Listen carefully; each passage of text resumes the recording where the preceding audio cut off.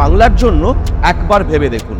BJP Swami Vivekananda, কবিগুরু রবীন্দ্রনাথ ঠাকুরকে অপমান করেছে, বিদ্যাসাগরের মূর্তি ভেঙে দিয়েছে, বাংলা সংস্কৃতিকে অসম্মান করেছে। আপনার কি মনে হয় এটা ঠিক? বাংলার বাইরে থেকে এসে বহিরাগতরা ষড়যন্ত্র করে, আর বাংলার বাইরে গিয়ে বাংলাকেই অপমান করে। আপনার কি মনে হয় এটা ঠিক? 10 বছর ধরে ওই দিল্লির জমিদাররা ঠিক ভোটের সময় বাংলায় এসে নানা ভুয়ো প্রতিশ্রুতি দেয়, কিন্তু ভোট হয়ে গেলে তারা কোনো কথাই রাখে না। আপনার কি মনে হয় এটা ঠিক?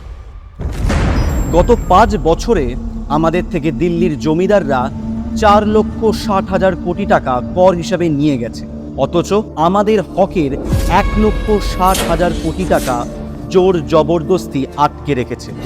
আপনার কি মনে হয় এটা ঠিক? 100 দিনের কাজের প্রায় 59 লক্ষ কর্মীদের কাজ করিয়েও দিল্লির জমিদাররা হকের টাকা ইচ্ছে করে আটকে রেখেছে। আপনার কি মনে হয় এটা ঠিক? বিজেপি বাড়ি দেওয়ার প্রতিশ্রুতি দিলেও কথা রাখেনি। হকের টাকা আটকে 11,36,000 পরিবারের মাথার ওপর ছাদ কেড়ে নিয়েছে ওরা। আপনার কি মনে হয় এটা ঠিক? বাংলার মানুষ যখন তাদের হকের টাকা চাইতে দিল্লিতে কেন্দ্রীয় মন্ত্রীর সাথে দেখা করতে গিয়েছিল, তখন তাদের ওপর পুলিশ অত্যাচার করে। আপনার কি মনে হয় এটা ঠিক?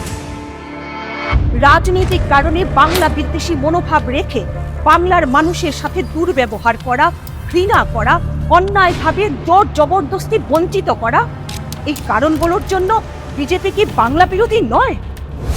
নিজেকে এবং নিজের পরিবারকে বিপদমুক্ত রাখতে এবং বাংলা বিরোধী বিজেপিকে উচিত শিক্ষা দিতে আগামী লোকসভা নির্বাচনে বাংলার এই লড়াইয়ে বাংলার সাথে থেকে বাংলাকে জয়ী করুন।